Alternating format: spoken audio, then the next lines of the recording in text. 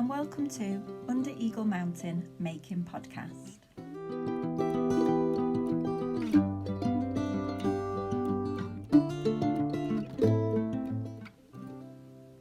Hello, I'm Laura and this is episode 2 of my podcast where I talk about all the things I've been making recently, knitting, sewing, natural dyeing, and the things that I do mostly, but as time goes on there might be a few other things in there as well.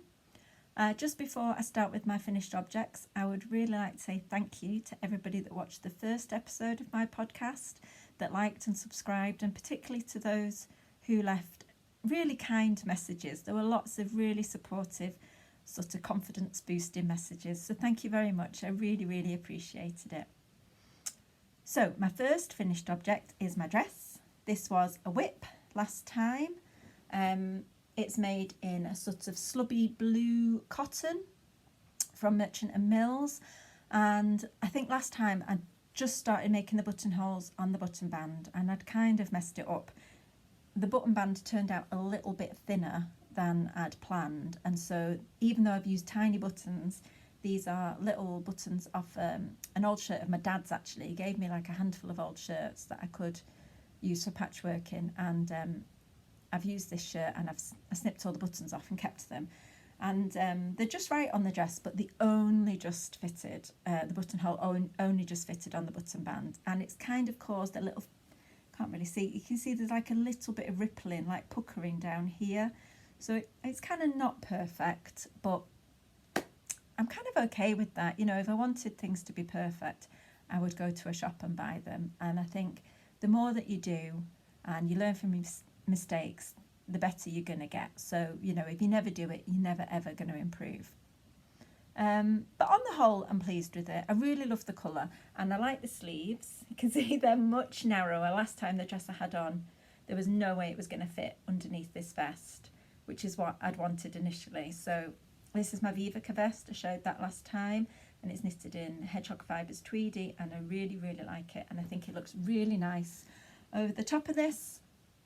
So on the whole, I'm pleased. Now, you can't really see, there are buttonholes and no buttons on this. I am counting it as a finished object because I'm not entirely sure that I'm going to put buttons on it. I'll probably talk about this a bit more later on, but I always thought I didn't really like cardigans, but I'm coming around to the fact that I do like cardigans. I just don't really like the look of them buttoned up, or at least I don't like the way they look on me buttoned up. I kind of feel they look a little bit frumpy, maybe, but I quite like them open. So I'm going to talk more about cardigans toward the end of the podcast, but that's just something to bear in mind. So yeah, that's my first finished object, and I'm quite pleased with it. My next finished object was also a whip on the last episode, and it was this Tolster tee, patterned by Rebecca from the Crayobeia. It's the second one I made. I showed one last time that was knitted in a sort of natural coloured linen with a white mohair, and it gave this really nice silvery fabric. It's quite a warm t-shirt, so really good. I was going to say really good for spring here. It's probably quite good for summer here too, because we don't get that many warm days. This one is knitted in Knitting for Olive Pure Silk. That's the sort of, it's in the colourway Olive, which is not really showing up here. It's quite a sunny day here for once, actually. So it's blowing the colour out a little bit, but it's a really lovely sort of khaki green colour. And the fabric, I've just steam blocked it yesterday, and so it's still a little bit crispy. It's very dry, the silk, to the touch, and doesn't have like stretch like a wool does. But I think it will really soften up. It is quite drapey, and I think with wear and with wash it'll really soften up. I think it's going to feel lovely to wear. I've tried it on. It does fit. It fits in a very similar way to the first t-shirt, even though the first t-shirt was a size 3 and this one is a size 2. And that's because my gauge for the first one was way too tiny, so I knew that I'd have to knit a bigger size in order to get the measurements that I wanted. This one, I think I was only about half a stitch off, so it was pretty bang on gauge, and so I knitted a size 2, which is the size that I need for my measurements. And yeah, that all worked, like miraculously, it did all work out, and both t-shirts do fit, so I'm very pleased. it's a good pattern. I would recommend it as a pattern. I think I might knit a third one. I've got some cotton hidden away in a cupboard somewhere in sort of, I think there's two shades, like a light pink and a dark pink and a red, and I kind of want to do a stripy one, but where most of the colour is the pale pink and then you have very thin stripes of the others. In my brain it kind of looks quite 1970s. That's my plan. I just need to work out whether I've got enough of the two contrast colours, because I think I've only got 50 grams each of those. I've got 200 grams of the pale pink, so that's fine. But yeah, that's a future plan for some time soon. My next finished object I did this week. I just knocked it up on Wednesday. I mean, it's a tiny project. It took like an hour. It's like a little pencil case, I guess. It's in this really lovely wool fabric that I got from Beyond Measure. Beyond Measure is like a sewing shop. It sells lots of stuff for dressmaking and lots of stuff for embroidery. She's got a very beautiful, Grace is the owner, she's got a very beautiful online shop, and I am really lucky because her brick and mortar shop is a few miles down the road, and it's a really lovely place to visit if you're ever in this neck of the woods. And she does a craft night once a month, which I've started going to. And yeah, I got this. She had like a bundle of just different wool fabrics, just like offcuts of them really, and this was one of them. And then I've lined it with a linen, really kind of heavy linen that I dyed with indigo a couple of summers ago. And yeah, it looks really nice. It's for my kind of loose DPNs. My DPNs seem to be multiplying in the drawer overnight. I have a lot of them, and quite a few of them had lost their packages, so they were just kind of rolling around. I'd open the drawer and they were just rolling around wildly in the bottom. So I decided that I would use my time to make something practical and something useful, and I'm really pleased with it. I think actually I might make another one for the DPNs that are still in packages, so it'd have to be a bigger one to fit them in with the packages still, but I think that would be nicer than them just strewn all over the bottom of the drawer as they are currently. So yeah, very quick make. Quite like making things like this. You know, zipper pouches are one of those things that when you go into a shop you think, oh, that's nice, oh, that's nice, and you know, they've got, obviously they're often in nice fabric or they've got nice prints in them, but really they're very easy to make if you can sew. They don't really take much effort. Like putting the zip in is probably the trickiest bit, but you can do it in like an hour or so. And so I feel a bit guilty buying things like that, and I've got loads of fabric, so I felt quite pleased with myself that I took the time away from other things to make something useful, and I should probably do a bit more of that.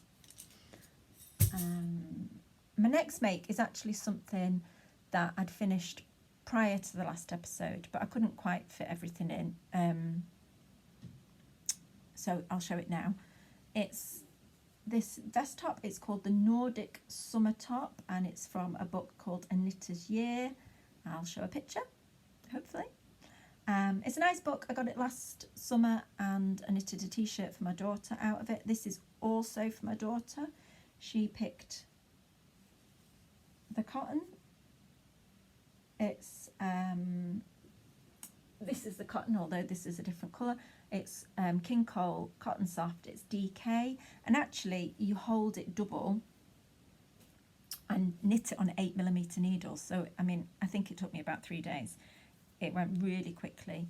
This is a kind of cornflowery blue colour that she chose. It's really pretty, and she's actually knitting herself a top out of the book in that navy blue cotton, and she's doing really, really well. It looks beautiful, so I'm quite proud of her for doing that. This has stretched out a bit. I'm going to warn her about that when she's thinking about how long she wants her top, because it's grown quite a bit. I mean, it looks massive actually when you hold it up, but I think things like this often look more flattering when they're on. And actually holding it up, if it doesn't fit her, it will fit me, which is probably a bit annoying for her, but quite nice for me. So I think she's like one dress size smaller than me. So not long and she'll be into all my clothes. But actually, on that same topic, a last finished object is a skirt.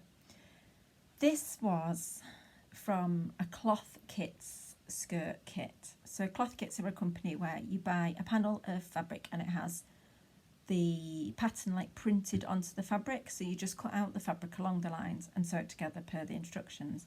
And I bought this probably 8 years ago and I never made it.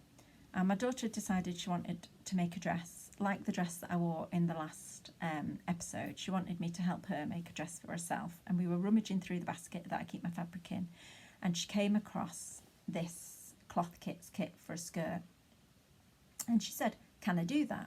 Because it's really easy for me to cut out and I can just follow the instructions and I can do it all by myself. And so I said, yeah, sure, I've never made it, you can have it. So she spent quite a few hours on a Saturday up here in my sewing room by herself. She just didn't want any help. She just wanted to get on and do it. And she made a skirt. This is it. She even put a zip in. Like, this is the first garment that she's ever made. And she did it all by herself and she put a zip in. And she's not very happy because there's a step in the zip. But I think that's amazing. 14 years old and she's sticking a zip in. She's like hand stitched it all down on the inside and everything. I think it's brilliant. So off she went and took it away. And then the following weekend was Mother's Day. And this was all wrapped up in a package with a card for me. She said she tried it on and it was about one size too big. It wouldn't fit her. She thought it would fit me. And it does. It fits perfectly. And so I get to wear a skirt made for me by my daughter. Which I am really chuffed about. I'd be really proud to wear that in the summer when it's a bit warm. It's just a thin cotton skirt, it's no lining or anything. So it's definitely a summer garment. But I'm looking forward to it. I'm going to have to make a top to go with it because I don't think I've got anything that will match it, and I really want to wear it so she knows how pleased I am and how proud I am of her. So yeah, that's it. That's all my sort of finished makes for this time. Moving on to my whips. My first one is my Helix pullover, which is a pattern by Jessie May Designs. It's a kind of quite simple all over lace pattern. I showed you the wool last time. It's Wool Cut Yarns Opus in the colour Goldenrod, and it's very beautiful soft wool. So this is what we're looking at. This is the back. It's one of the, I've never done this before, but it's one of those patterns where you cast on the back panel and knit down to a certain length, and then you pick up stitches. I don't know if you can see that. Like, I picked up those stitches. Look how tight they look. I'm so impressed. And you pick up the stitches and you do like one front panel, and so that's where I've got to. So now I need to knit the other front shoulder panel, and then you'll join them at the bottom, and at that point you start knitting in the round. It looks tiny, but it stretches a lot. I'm really enjoying this. Now this is what people call a minds on knit. I cannot do it whilst I'm watching television. I cannot do it whilst I'm talking to anybody. It's an upstairs knit, which means I leave it up here in the sewing room and I get like a bit of time in an afternoon, half an hour here, half an hour there, and I just have to concentrate on it. It's not particularly difficult, and actually the pattern is brilliantly written. Like, certain patterns assume a high level of knowledge, or maybe not a high level of knowledge, maybe just like a normal level of knowledge or skill from a knitter, but perhaps skill and knowledge that I don't have yet. And they'll say increase in pattern, and I think, well, I don't know how to do that. Or that in the German short rows it'll say make sure you maintain the pattern, and I think, oh, I just can't. Well, Jessie May doesn't do that in her patterns. She gives you like step by step. It's not charted, it's written out, step by step instructions about how to do the increases in the pattern, and I am a very appreciative knitter for that. I'm really enjoying it. And when I started this, I thought I was being really brave. I thought, you know, I've never done anything like this before. It's really going to be learning something new, trying something new. And I'm really glad I did it, and I'm glad that I picked this pattern. I would definitely recommend her if you want to try something that you think, maybe that's a bit difficult. Judging from this pattern, she really holds your hand all the way through it and makes it nice and easy. I'm really enjoying it, and I'm looking forward to wearing it. And yeah, it's got a lot of give in it. I think it'll grow quite a lot when you block it, so I'll have to think about that. She actually recommends steam blocking it as you go, particularly the sleeves, so that you don't block it and then everything ends up like a foot longer than it should be. So I'm going to do that. I want some knitting the body in the round. So yeah, I think it'll be a bit more of a slow progress knit than some of the others, you know, because I can just do it when I've got the time to concentrate on it. But I'm enjoying it. I'm really pleased. My next work in project is something that I actually started in work in progress. Something that I started in November, but again, it's a bit of a slow, long-term project, and that is the Heirloom Quilt Cardigan by Catherine Seeberger. I'll put a picture up. I saw this, I think, like the day it was released on Ravelry, and I just gasped. I thought, oh, I have to make that. I love that. I mean, I love patchwork quilts. I make quite a lot of quilts, and yeah, that in cardigan form was just too much. I just couldn't resist it. I had to do it. I'm knitting mine in Woolly Mammoth Fibres fibre company, Hearth DK. Emma, who runs the company, is a natural dyer, and she dyes really, really, really beautiful colours. I collected the skeins over a number of months because it's not a cheap yarn. I don't think it should be a cheap yarn, the amount of work and effort that goes into it. But yeah, I had to kind of collect the yarns over time. But I've been doing it, and I've got these lovely stars. I don't know if you can see them. I'll show you a few of my favourite. I'll probably put a picture up so you can see them a bit better. Yeah, that's nice. That's favourite, that one. This is, I think, called Peony Mauve, the pink, and the green is called Mustard Green, Bright, I believe it was. That's a nice one. So yeah, I have got 23 done so far. For my size, I think I need 36, but I'm gonna start laying them out to see how they are, because I think I am a bit off gauge. I think my squares are slightly bigger than the pattern calls for. I think I'm quite a loose knitter, so they've come out a tiny bit bigger. It's the first time I've ever done any sort of colour work, and I'm quite proud of myself for figuring it out and having a go. And like somebody was saying that it's harder when you knit colour work flat because you have to do it on the purls. I've never done it any other way, so I don't know, I can't say.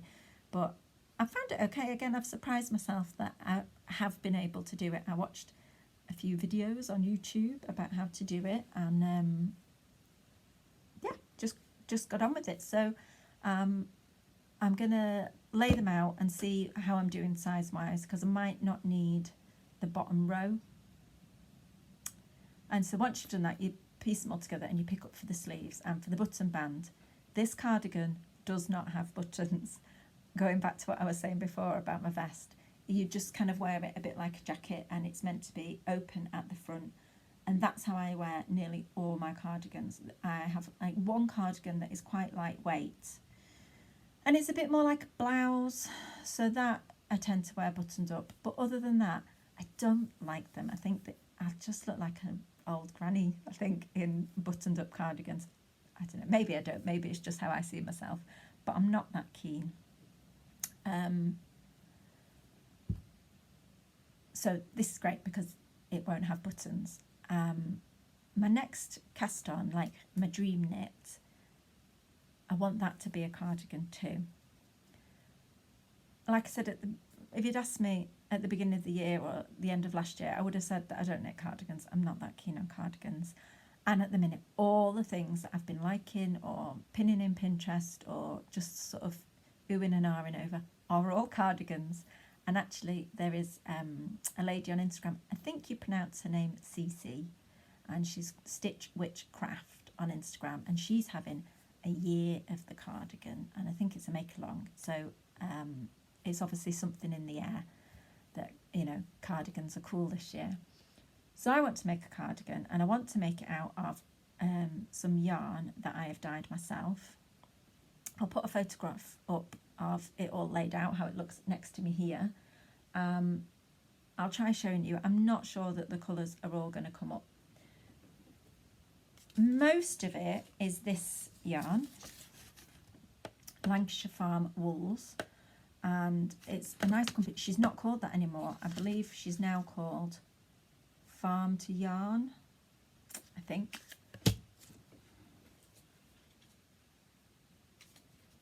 Yeah, I think that's what she's called now. This wool I actually bought in October. I bought 5 skeins of it from a little knitting shop called Find Me Knitting in Bettycoed in North Wales. My daughter and I went on a little holiday for a few days, and I bought it there, and it was the lady in the shop had it for, you know, for natural dyeing. It took the colour really nicely, and it did. The first skein I did was, oh, excuse me, this one, which is kind of like a rusty pinky red, and that was with my homegrown madder. If you've been following me on Instagram for a while, you will know that last year I had a sort of dye project just for myself where I dyed a skein of sock wool every month in a colour that I felt represented that month, and the December one was well, as close as I could get to a red, with madder that I'd grown in the garden. You use the root, and you have to, like, it has to be at least 3 years old. So I'd been growing this madder for a long time, and the first time I'd dyed with it, I'd got a very definite pink colour. So I'd done a bit more research, and I had another go, and I did get, this is the sock wool. It's like a rusty brick red. I'm quite pleased with it. So that skein was the first bath, and then this went in the first exhaust, and it's like a paler version of that. It's like an orangey, moving toward coral pink, orangey red, and I was quite pleased with that. And the wool was so lovely. It's down as a DK, but it is 165 meters per 100 grams, which I think is kind of outside a normal DK range. And obviously with dyeing it, it's been in and out of the water, it's already bloomed. It's so squidgy and lovely. I really liked it. So I've dyed up the other 4 skeins. I've got this one, which the colours aren't going to show up brilliantly. It looks a bit, no, it's more of a yellow colour. That was dyed with eucalyptus, eucalyptus that my mum had bought to go in Christmas, like flower arrangements. And I took it all out and dried it, and then dyed with that in February, I think. This one, which is like a sandy pinky beige colour, that's relatively close to the truth. That was dyed with the madder tops. So the madder plant has these horrible spiky, like weedy looking tops. They're not very beautiful, but in the autumn when they go over it and they dry and go really crispy, so I cut them all off and I hung them up in the greenhouse so they were properly dry, and then I just used those, and it's come out like a warm, it's a bit warmer than that looks actually. It's like a pinky beige colour. It's nice. And then I did a couple of different birch bark baths. I talked last time about the birch bark bath that I made for the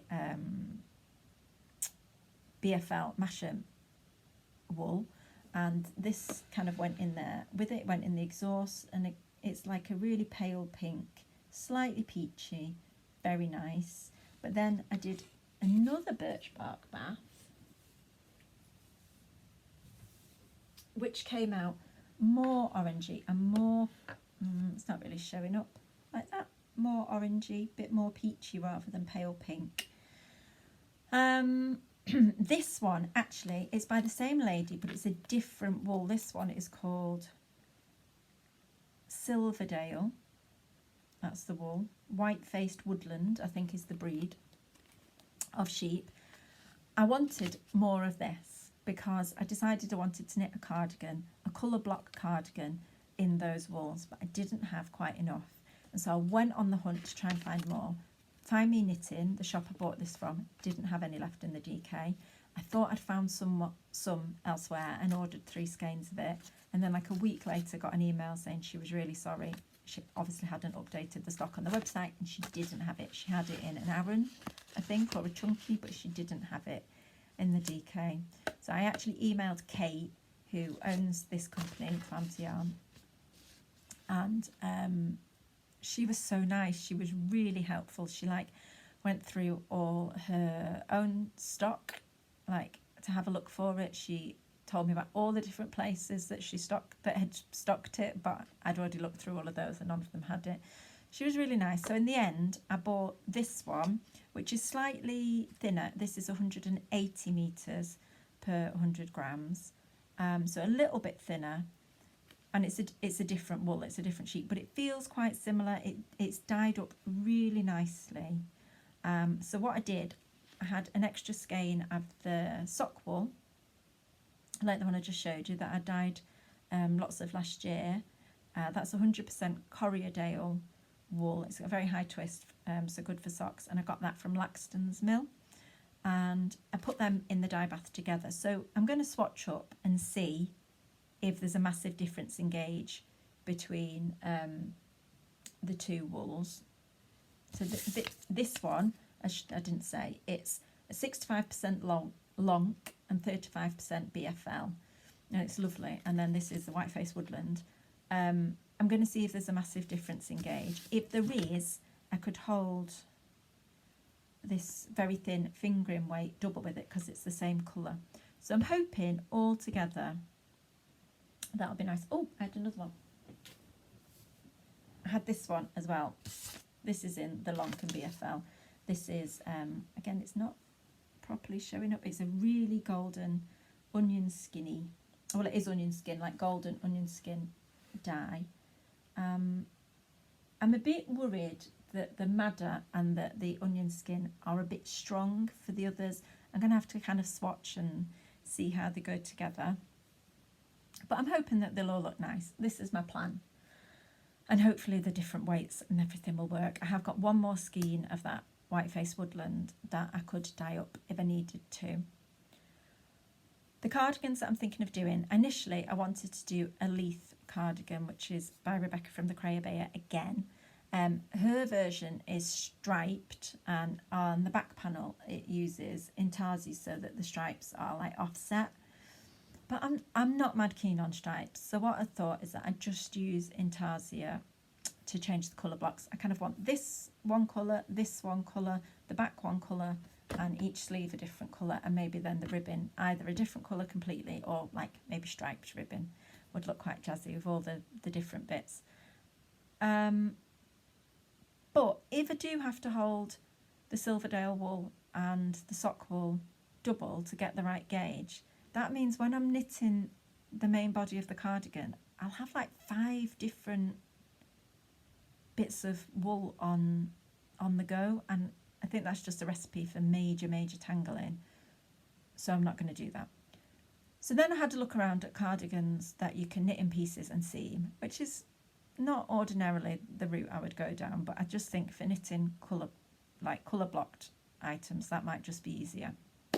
So these are the cardigans I came up with. I'll show some pictures. I had the Fox Bay cardigan, which was by Erica Knight, I think for Rowan. That's okay, it's all right. It's a bit long, so obviously that's easy enough to fix. But I don't like, if you have a look, it's got really obvious increases or decreases, I don't know which way you knit it, on both the front and the back, which I don't really like. So I think I ruled that out. There's the beginner cardigan by the Blue Mouse. That looks kind of fairly simple, fairly basic. Again, I'd crop it because it's a bit too long. And then my favourite is the Firefly cardigan, which is by a lady, I think you pronounce her name Chi Wei Rank. And you can see again, that's got no fastenings on the front. It's designed to be worn open, which I really like. I like that it's cropped. I like that the sleeves are quite wide, and I really like the thick 2x2 ribbon on the front.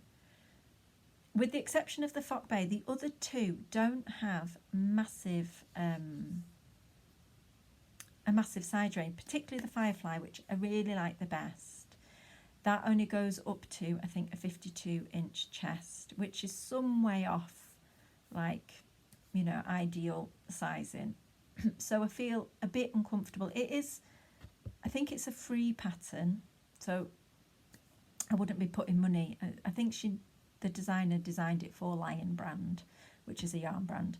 So I wouldn't be putting money their way, but obviously they would be getting advertising if I chose to knit it. And so I do feel slightly dodgy about promoting a brand that is maybe not as size inclusive as they could be. So all of this kind of led me back to the Leith cardigan, which was I still really liked. And I think I might just knit it in pieces. I might just figure out what the back size should be, you know, what the stitch count should be for each of the pieces, and just knit it in pieces. I guess I might have to add a stitch on every bit to allow for the sewing up. I might do that. I don't know. I've spent all week backwards and forwards, like really wanting to do it, really looking forward to doing it, but actually getting a bit stressed out about which pattern is right. I think when you really love the wool and the wool feels quite special, you don't want to mess it up. I mean, at the end of the day, you could just pull it all out and start again if you didn't like it, but there's like an added level of pressure on me, I think, to choose the right one. So I might just stick it all to one side and knit socks, because like the last thing I want to show you are my sock wools, which are the ones that I talked about a little while ago. And again, if you follow me on Instagram, you will have seen these. I'll put a picture up of these in the sunlight so you can see they shine like little jewels. I dyed 100 grams of each colour, so I dyed one skein of sock yarn. Again, it's 100% Corridale high twist sock yarn from Laxton's Mill. You can buy, I think they provide quite a lot of wool, I think quite a lot of hand dyers buy from them, but you can just, as a member of the public, buy yarn too. And I dyed 100 grams in each colourway, but I've wound off 20 grams of each colour, partly just because they look really cute, if I'm being honest. I like the idea of it, but I don't know, I might do something with them. I might give them away as a present to somebody, or I might set them to one side to do something with. I'm not really sure, but I just felt the urge to kind of divide it up. And I've got small feet, they're like a size 3, sometimes a size 4, depending on the shoe. So in European shoe sizes, that's like a 36 or a 37. So I do not need 100 grams of wool to knit myself a pair of socks. So yeah, I might just put the cardigan idea to one side and knit some socks. I think this is probably going to be the first colour that I choose. This was February, and I named it Moss. It's kind of not showing up very well. If I was being very polite and very kind, I might say that it is a tonal, which means the colour's slightly variegated. If I'm being a bit more honest, I'd probably say it's slightly patchy. So I dyed it with onion skin, and then I over dyed it with indigo, and so you get these areas that are very green, and you get other areas that look a bit more like a lighter, more yellowy green. I'm interested to see how it knits up, because I don't know, I think quite often when dyers do like a variegated yarn, they do it purposely so that when you knit, you don't just get loads of one colour in here and it looks splodgy. So I'm interested to see if mine looks splodgy, particularly with this one. This was July's colourway that I called Mussel Shell, and I used different dyes. I used Logwood, which is like the purpley lilac-y colour. It was quite a weak Logwood dye bath, so Logwood you can get like a really dark purple. I didn't want that, I wanted a light purple. And then I dyed it in indigo, but I just put like, I twisted the skein up and put it in, so where it was twisted, those bits on the inside didn't get any of the dye. So you still had quite a lot of white wool, and then I took it out and twisted it a different way, and it went into the indigo. And then I took it out and I twisted it another way, and I put it into an iron solution. And the iron has the effect of turning the purpley logwood grey. And so it's actually got loads of different colours, because you've still got the odd white bit. You've got some that are just the pale lilac from the logwood, some that have got the blue overlaid, some that's got the iron overlaid.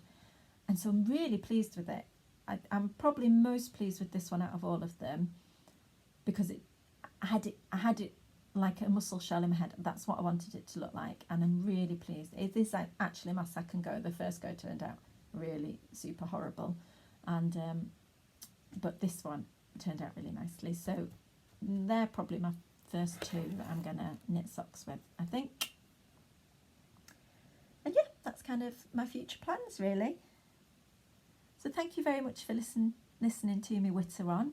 I hope you're having a nice day. I hope you've got sunshine with you like I have with me. I hope it stays. We've had so much rain over the past 6 months that I am looking forward to some dry, sunny weather. So I'm going to go off and do some gardening to make the most of it.